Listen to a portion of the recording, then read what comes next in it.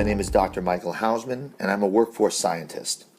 One of the things that I often tell people is that before you start analyzing data, it's incredibly important to ensure that you're measuring properly and using the right methodology. Otherwise, you may end up generating spurious conclusions. There's a very simple but powerful historical example that illustrates why this is the case.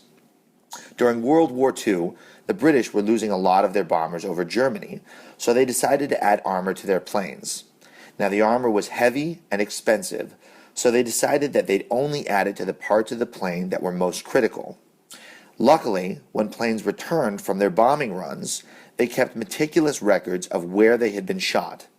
So they were able to take all of these diagrams and superimpose them in order to get a good sense of where the planes were being hit by German anti-aircraft fire.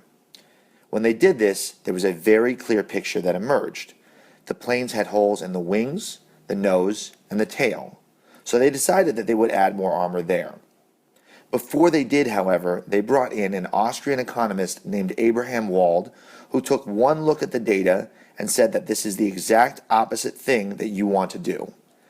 The planes they used to generate the diagrams were the planes that had returned from their bombing runs, so the planes that had been shot down were being shot in the two areas that did not have any holes, the body and the rudder. The British added armor to those two areas instead, and thousands of British lives were saved. This is a classic econometric example illustrating the importance of identifying and controlling for selection bias, but there's a broader point to be made. It's critically important to ensure that you're using the right methodology to measure, or you may end up arriving at the exact opposite conclusion.